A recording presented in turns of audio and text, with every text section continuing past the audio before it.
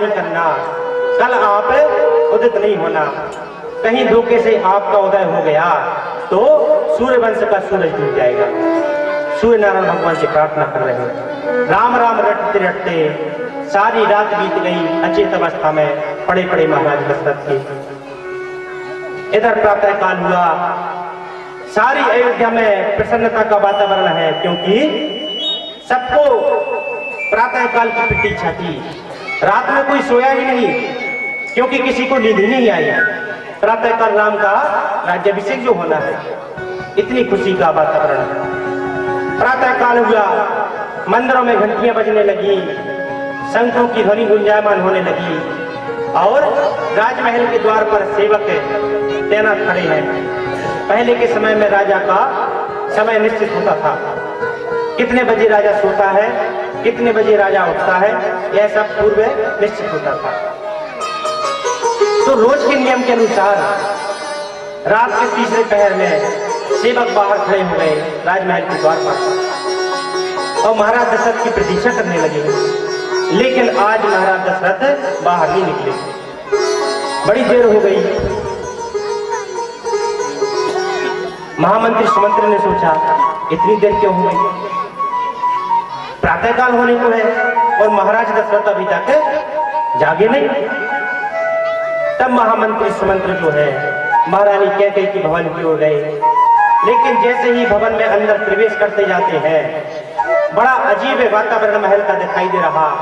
महल एकदम सुनसान दिखाई दे रहा, चुप्पी साधे हुए, ऐसे लगता है जैसे महल खाने को दौड़ रहा हो। यह वातावरण सुमंत्र जी को बड़ा अजीब सा लगा। लेकिन जैसे ही महारानी जी के कक्ष में सुमंत्र ने प्रवेश किया, सबसे पहले मंत्रा मिली। मंत्रा से पूछा कि महाराज अंदर है क्या, लेकिन मंत्रा ने कह दिया मुझे कोई पता नहीं। अंदर पहुंचे, देखा महारानी कैकेयी बैठी हुई है और महाराज दशरथ जमीन में पड़े हुए हैं अचेत अवस्था में। केवल मुंह से निकलता है राम राम राम राम, मुंह से निकल रहा। महाराज की हालत देखकर और महामंत्री सुमंत्र समझ गए कि जरूर रानी ने कोई कुचाल चली है।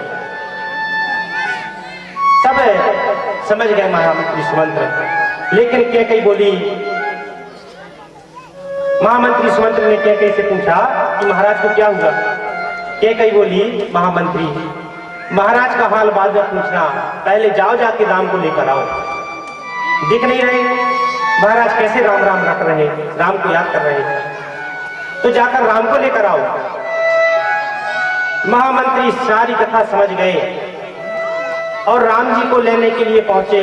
लेकिन महामंत्री सुमंत्र की पैर आगे नहीं बढ़ते कि कैसे हम राम जी को लेने जाएं।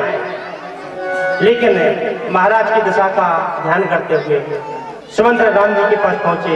राम जी ने प्रणाम किया।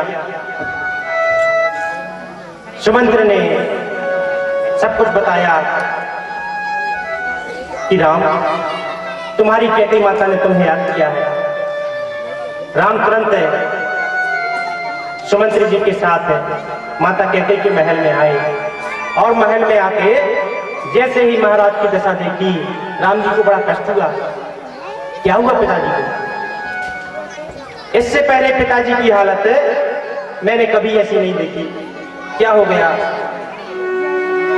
लेकिन महाराज दशरथ तो अचेत अवस्था में पड़े हैं, उनको तो कोई होश ही नहीं है।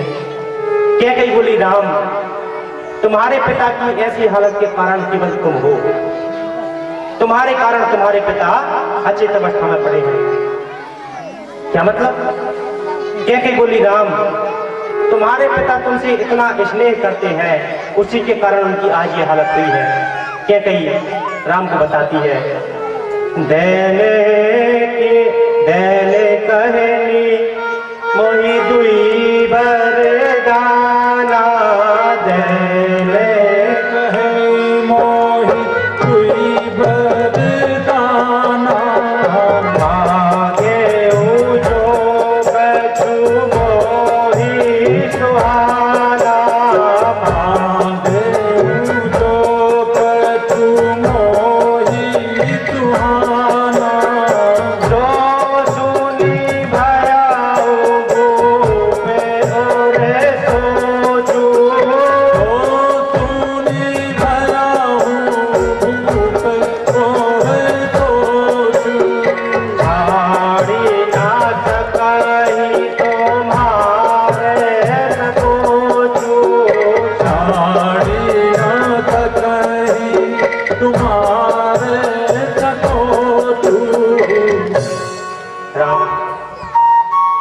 तुम्हारे पिताजी ने मुझे 2 वरदान दिए थे और उन्होंने ही मुझसे कहा कि वरदान मांगो, क्या चाहिए। और जब मैंने उनसे 2 वरदान अपनी इच्छानुसार मांगे तो उनकी ये हालत हो गई। राम जी बोले, माता क्या वरदान आपने मांगे। तब माता कैकेयी ने बताया कि मैंने पहला वरदान मांगा कि तुम्हारे जगह है और मेरे भरत का राज्याभिषेक हो,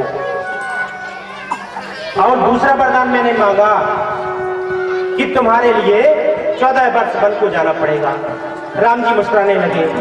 माता बस इतनी सी बात के लिए पिताजी को इतना बड़ा सोच, केवल इतनी सी बात के लिए।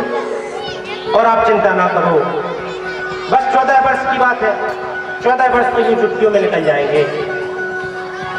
और वास्तव में मेरी इच्छा भी नहीं थी कि राजा बनूं मैं, क्योंकि राजा बनने योग्य तो मेरा भरत ही है। कितना सरल स्वभाव राम जी का, बड़ी सहजता से कह दिया कि इतनी सी बात।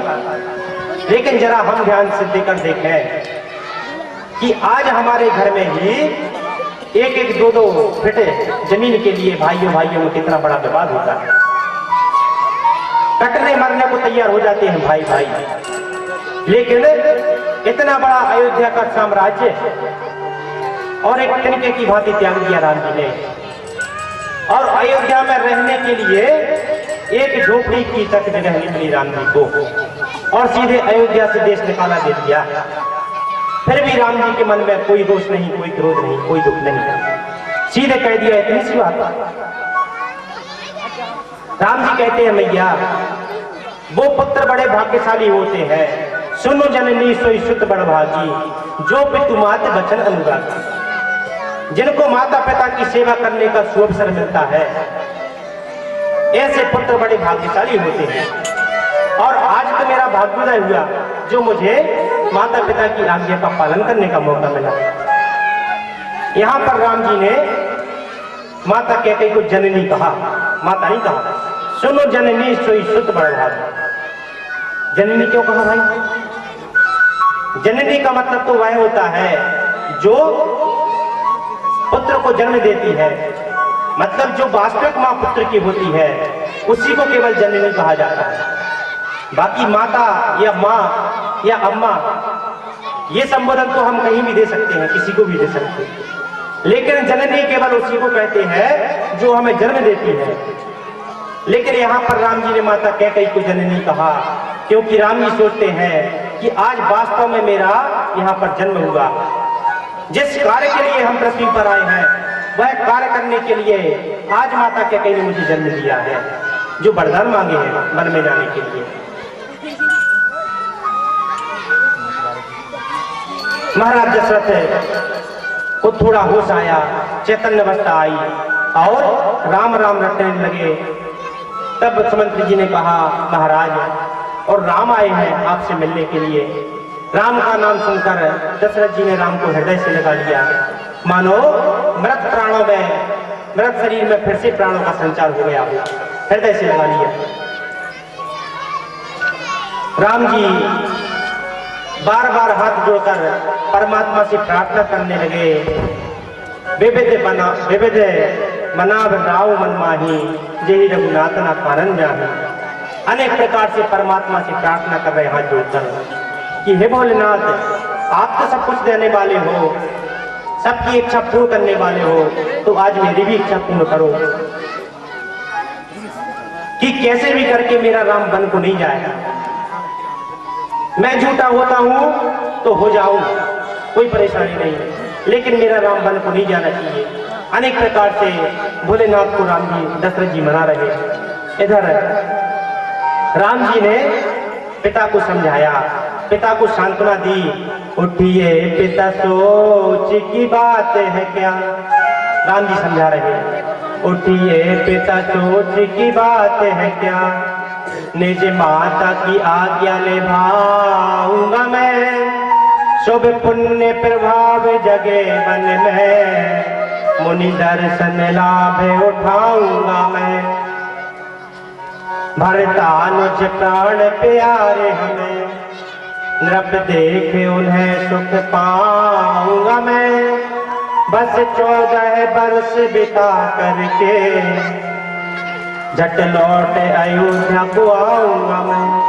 हे पिताजी, केवल 14 वर्ष की बात है, तो आप उठिए और प्रसन्न होइए। 14 वर्ष वन में बिता के और फिर आपके चरणों में उपस्थित हो जाऊंगा मैं। चिंता को छोड़िए। इधर धीरे धीरे सारी अयोध्या में यह बात आग की तरह फैल गई कि राम जी वन को जा रहे हैं। सारे अवधवासी कैकई को गालियां देने लगे, हाय रे भागनी, हाय कैकई, ये तूने क्या कर दिया। विधाता को भी गालियां दे रहे अवधवासी कि हाय विधाता, ये तूने क्या कर दिया। मुँह में अमृत की बूंद डालते डालते और तूने विष की बूंद मुँह में डाल दी, ये क्या कर दिया। सारे अवधवासी विधाता को गालियां दे रहे, कैकई को गालियां दे रहे। इधर राम जी माता कौशल्या के पास पहुंचे। माता कौशल्या आज बड़ी प्रसन्न है, क्योंकि मैया कौशल्या को अभी तक तो यही पता है कि राम का राज्याभिषेक होने वाला है। माता कौशल्या बड़ी प्रसन्न है, आरती लिए खड़ी है राम जी की आरती उतारने के लिए। राम जी को देखा, तुरंत आरती उतारी और राम जी से बोली, बेटा राम, तूने तैयारी कर ली। कुछ ही क्षणों बाद तेरा राज्याभिषेक होने वाला है, तैयार हो गया कि नहीं हुआ। राम जी बोले, मैया मैं तो तैयार ही हूं और कुछ ही क्षणों में मेरा राज्याभिषेक होने वाला है। कुछ ही क्षणों बाद मेरा राज्याभिषेक होने वाला है, लेकिन पिताजी मुझसे अधिक स्नेह करते हैं ना, सबसे ज्यादा प्रेम पिताजी मुझे करते हैं, इसलिए उन्होंने अब मुझे अयोध्या से भी बड़ा राज्य दे दिया। अयोध्या का राज्य तो छोटा है, उससे भी बड़ा राज्य मुझे दे दिया। कौन सा। पिताजी ने मोहिकान में राजू और जहां सब भांति मोर बड़काजू। पिताजी ने मुझे जंगल का राज्य दे दिया, जहां पर सभी प्रकार से मेरा कल्याण होगा, सभी प्रकार से कल्याण होने वाला है। माता बोली, क्या मतलब। तब राम जी ने तो कुछ नहीं कहा, लेकिन बगल में और जो मंत्री और जो सेवक खड़े थे, उन्होंने सारी की सारी घटना माता कौशल्या को स्पष्टतः बता दी। माता कौशल्या के ऊपर मानो पहाड़ टूट गया हो, एक मूर्ति की जैसी स्तब्ध होकर बैठ गई। मुझसे कुछ शब्द नहीं निकलते कि अब क्या बोलूं। नेत्रों से भी आंसू नहीं निकलते, जैसे आंखें पथरा गई हो। चुपचाप बैठ गई, कुछ समझ नहीं आता कि क्या किया जाए। तब माता बोली, पुत्र एक बात बताओ, यह केवल पिताजी की आज्ञा है या माता कैकई की भी आज्ञा है। अगर यह केवल पिताजी की आज्ञा है कि तुम वन को जाओ, तो पिता से बड़ी आज्ञा माता की होती है, और मैं तुम्हें आज्ञा देती हूं कि तुम वन को मत जाओ और मेरी आज्ञा का पालन करो। और लेकिन यदि यह पिता के साथ साथ माता कैकई की भी आज्ञा है, तो मैं तुम्हें आज्ञा देती हूं कि तुम वन को जाओ। यदि माता कैकई की बीच में सम्मति है, तब सेवकों ने बताया कि माता कैकई ने और कैसे दो वरदान मांगे, एक भरत का राज्याभिषेक, दूसरा राम को 14 वर्ष का वनवास। माता कौशल्या को बड़ा दुख हुआ और अपने दुख को प्रकट करते हुए बोली, पुत्र राम, तुम आज वन को जा रहे, वन को जाओगे, तो इसमें सारा का सारा दोष तुम्हारा है। तुमने इतनी गलतियां की हैं जिसके कारण आज तुम्हें वनवास मिला, तुम्हारी ही गलती है। राम जी चौंक पड़े, कौन सी गलती मैंने कर दी। मैया कौशल्या बोली, एक नहीं बल्कि अनेकों गलतियां तुमने की है, और एक एक करके माता कौशल्या राम जी को गलतियां गिना रही है। माता कौशल्या कहती है, स्वर्ग नहीं त्यागना था, त्यागे यदि आए ही तो, क्रूर रघुवंश साना वंश अपनाना था। पहली गलती कि तुम स्वर्ग में थे, वैकुंठ में थे, तो सबसे पहली गलती तो तुमने की कि तुमने वैकुंठ को त्यागा, और वैकुंठ को त्याग कर धरती पर आए तो किसी और वंश में आ जाते, क्रूर रघुवंश साना वंश अपनाना था। दूसरी गलती तुमने की कि तुम रघुवंश में आए। दो गलतियां। तीसरी गलती, सत्य को निभाने जो तुम सा सपूत तजे, ऐसे पिता दशरथ का पुत्र ना कहाना था। रघुवंश में ही आना था तो कितने राजा रघुवंश में हुए हैं, अनेकों राजा किसी भी राजा के यहाँ प्रकट हो जाते, लेकिन सत्य को निभाने के लिए जो स्वयं सत्य नारायण का त्याग कर दे, ऐसे पिता दशरथ का पुत्र ना कहाना था। ऐसे पिता के यहाँ नहीं आना था तुम।